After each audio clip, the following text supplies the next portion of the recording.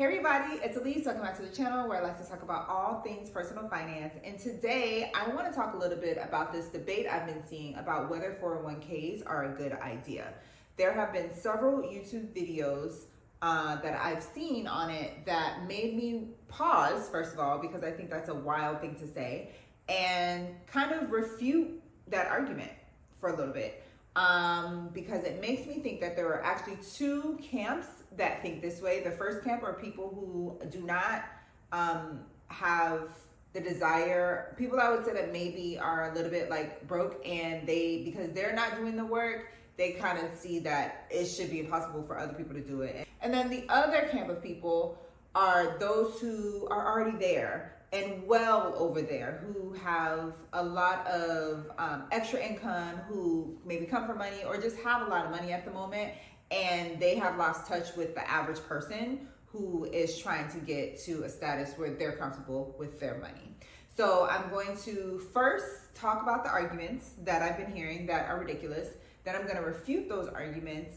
And then really quickly, I'm just going to give some general things that I would say, if I were to say in 60 seconds why you should do it. Those are general things that aren't even part of the argument against it.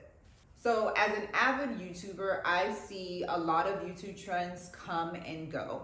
As a person who likes personal finance, a good chunk of the stuff that I watch and the content that I watch is personal finance channels. And I've seen a couple of these this type of video come across my feed, and it was kind of mind-boggling to me because, I mean, one thing is, it's fine to kind of debate the nuance of things. Nothing is perfect. But when I was seeing this, I was like, okay, I think I want to give a little bit of a different opinion. Number one, I think that this opinion is void of the consideration of average Americans who go into work day in, day out because they need to pay bills and keep a roof over their head. And I think that steers them in a direction that is going to be very expensive for them, because if you are normal, and I'm one of those normal Americans, we do not have extra time to make financial mistakes. You know what I'm saying? And that time that we have wasted is also opportunity cost that we wasted, because we're at least a year or two older and we have forfeited the benefit of compound interest that comes with 401k investing. So the first argument that I'll talk about is when people say it's not a good investment because it's not perfect. Newsflash, nothing is. So I think that particular argument is one that is lazy, because something is not perfect doesn't mean we don't endeavor to try, right? Marriages aren't perfect. People still want to get married. Healths aren't perfect. People don't want to die right away. We take medicine. We do what we need to do if we're diagnosed with a disease. Not all diseases are terminal. That doesn't mean when we're diagnosed with something, we don't keep on, right? We keep on. We do what we need to do to condition ourselves to live with it, and we go on to live healthy lives for hopefully decades after the diagnosis. So to say that it's not perfect is one that's particularly lazy, because nothing that is worth anything is going to be perfect. Another argument that I see against 401ks is that you can't leave before the vesting schedule. That is a half-truth that is being propagated.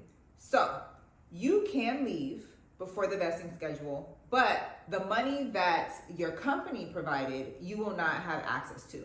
But the money that you put in from day 91, because it's usually 90 days, if it's not done automatically, you take that money because it's your money.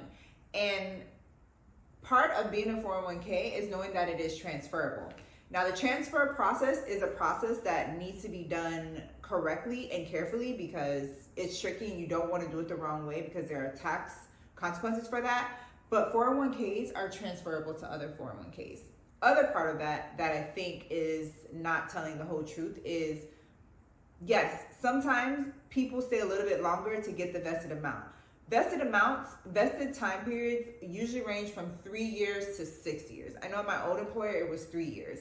But the average American is staying at their job at least 3 years, right? And most people are not quitting their jobs within a year. Most people are staying a little bit longer. And yeah, we're not staying till 30 years like our parents and our grandparents did. But 3 to 6 years is a good amount of time for, number one, you to get expertise at your position so you can apply for a better job either within the country or outside, as well as for stability purposes. We get jobs not to stay there for a year. It's hard to build stability only being at a job for a year. You know what I'm saying? And once you get comfortable, somewhat, not 100%, because you never want to get 100% comfortable at your employer's place, but we don't want to hop from year to year to year. So if you want to look at it that way, I think that is not an advantage to you. And it's more of an advantage to see, like, yes, you may have to stay a little bit longer, but that is more beneficial to you than not.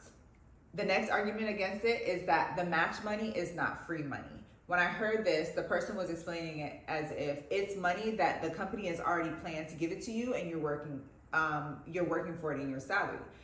And okay, I think, again, that's a myopic point of view to have, but okay, look at it. If you get an offer letter and they offer you $75,000 a year, but then they also tell you in your benefits package you'll get up to $3,000 matching if you put in your 401k, look at it as a $78,000 job a year and not $75,000.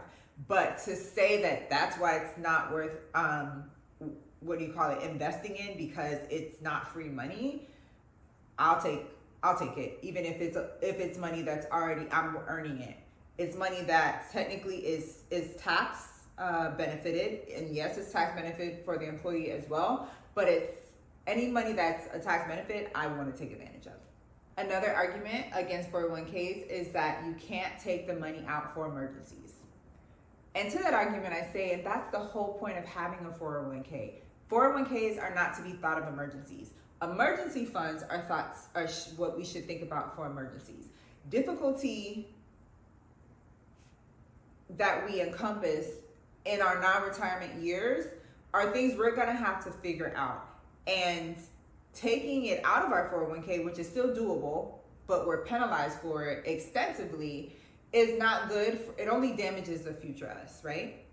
So yes, it's true. You really, when they say you can't, because if you do, there are consequences, but that's the whole point. We're not supposed to touch it. And when we do encounter those difficulties, we need to use our mental capital to figure out how we're going to get out of that short-term difficulty. Because the brain is like the best muscle that we have, and it's built for us to use it to just critically think about how to get out of it. And I can think of 3 solutions. The first one is get a second job. The second one is have an emergency fund. And the third one is live below your means. If life is practice of living below your means, especially when you start that job and you're around 3 to 5 years, hopefully staying with that job before you transfer to another one, when emergencies hit, there should be avenues because you lived underneath your means, you have a little bit of emergency fund, and you know how to make your money work for you. So yes, that is kind of true. It's hard to take your money out, but that's the point. We are never supposed to touch our 401k because they're not for emergencies. They're for our retirement. And then the last argument that I heard against 401ks is that 401ks have hidden fees. Now, fees are part of 401ks, but they're not always super expensive, and fees aren't always bad. I think the one that I had at my last job, I paid $35 every 6 months for the maintenance of it.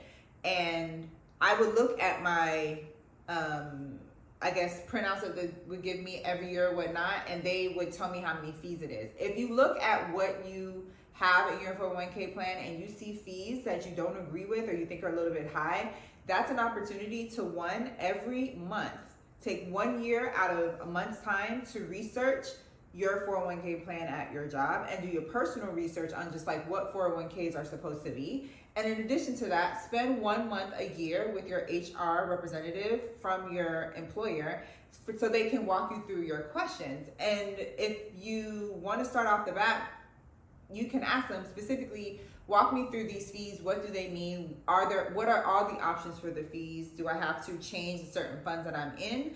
Blase swaze. That is how you educate yourself and make informed decisions and not spend as much fees as you think you have to. Fees are not non-negotiable, but you have to talk to people and you have to educate yourself. That is not enough reason to just abandon investing in your 401k and abandoning compound interest working for you for 3 to 4 decades. It's not enough of a reason. So those are the arguments that I have seen generally about why they're not a good idea. I want to spend some time now to just give some overall benefits of having one and what it does to us current time and also future time. The first benefit that I love about having a 401k is that it teaches us discipline about our finances, especially if you weren't taught about money in your home, especially if you weren't taught about money in school. As a young adult and in your adult life, this is an opportunity for you to gain some discipline and making a better future for yourself through your finances. You can't lose doing that. Another general benefit from having a 401k is that it is for your retirement only. It is not for anything other than what that is, retirement. So we're talking our golden years, 65, 66, 67, and beyond. It is not to be looked at for anything else. Another benefit of having a 401k for an average American is that it keeps us working long time. And us working long time, because we know that's part of our benefit if we keep doing that, helps us financially, it helps us mentally, and it helps us physically. Financially is a more obvious reason we're saving for our future self. Physically, because if you don't use your body, you're going to lose it. It helps us get up every day, day in, day out, day in and day out. And yes, it can be monotonous after a while, which is why you don't have to stay at a job for 30 years. Just switch the job after a good amount of years. But it helps us stay healthy. It helps us stay active. And then mentally, because also that FIRE movement of retiring super early, a lot of those people then grapple with the fact of like, what's their purpose? What are they doing? What are they spending with their time? When you are at home, a lot of elderly people, when they're there, they deal with social consequences of retirement, where they don't have as much of a social network as they thought, because a lot of that is geared up in work. It's not good to have all your life in work, but it does help with our cognitive progression as well as our cognitive retention. So 401ks are more beneficial to us than the money part. It helps us just generally because it allows us to, have a goal to keep looking forward to in life. And then the last benefit that I can see from having a 401k for the average American, is that it is the one account in life that we have that is never to be touched. Something is to be said about that. And I'll give you an example of why there's something to be said about it, because even when you file for bankruptcy, they don't touch your retirement. They don't touch your 401k accounts. They may touch your brokerage, but their retirement, even the courts know that, no, leave that for them, because if they can't do their money right now, they're gonna need it later. So if our government knows and doesn't touch that, they will take away your extra cards, they'll take away your brokerage accounts, they'll take away other things. They leave your retirement for you. Yeah, so in the end, do not let negative people steal your future wealth from you. 401ks are a great tool, practical tool for us average Americans to build wealth. Building wealth for our golden years, the slow and steady way, which is the route that a 401k allows us to make, gives us a little bit of a way to breathe in our current situation, because we know we're making the right decision for us. Because when you think about it, the average American, we only make $61,000 a year. That's not a lot of money, so things don't stretch as much. But we have our youth and our time to have compound interest work in our advantage. So why not do that? Please take that into account when you hear somebody trying to kind of steer you away from it and maybe steer you into another investing opportunity. Not to say those are bad, but ducks in a row need to be present, and 401k is probably the first or the second ducks in a row we need to have as people who are having our financial house in order. That's all I have for this week, guys. Thank you so much for hanging out with me. Please give me a like. Please give me a subscription if you enjoyed this video, if you found any value in it, and I will see you guys next week.